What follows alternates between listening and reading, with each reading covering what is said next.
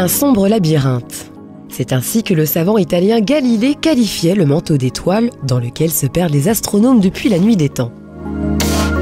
Mais pour ne pas s'y perdre justement, les astronomes européens ont tout mis en œuvre pour cartographier les étoiles. Autrement dit, définir précisément la position de chaque astre dans le ciel ainsi que sa luminosité. Et voilà l'arme fatale pour ce travail de cartographie. Le tout nouveau satellite Gaïa de l'ESA, l'Agence spatiale européenne. La précision du satellite est extrême. Grâce à ses 2 télescopes et à sa structure ultra stable en carbure de silicium, il serait capable depuis la Lune de mesurer l'angle du pouce d'un terrien. Cela lui confère une précision inégalée.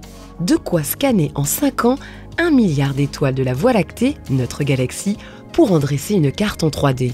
C'est le 19 décembre 2013 que le satellite Gaïa de l'ESA a été lancé depuis le port spatial de l'Europe à Kourou, en Guyane. Les éléments fondamentaux de Gaïa sont 2.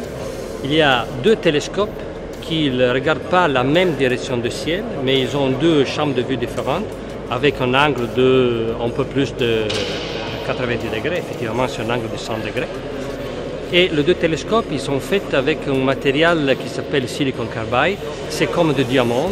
C'est un matériel extrêmement stable et c'est grâce à cette stabilité qu'on peut effectivement mesurer les étoiles avec la précision qu'on veut.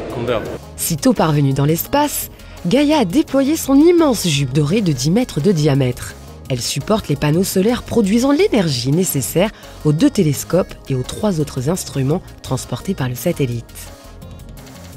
Après avoir voyagé durant un mois sur près de 1,5 million de kilomètres, Gaïa s'est positionnée sur une région de l'espace où les champs de gravité de la Terre et du Soleil s'équilibrent. On appelle ça le point de Lagrange L2. Le satellite peut y demeurer de manière stable, d'où il pourra balayer sans discontinuité la voûte céleste en tournant sur lui-même en 6 heures. Durant les 5 ans que doit vivre Gaïa, chaque étoile sera scannée près de 70 fois. Au bout de 5 ans, le flux de données sera équivalent à 200 000 DVD.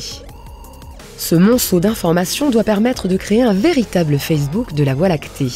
Comme dans le fameux réseau social, une page sera consacrée à chaque astre, comportant en guise de profil sa position dans l'univers, sa trajectoire et des caractéristiques physiques et lumineuses.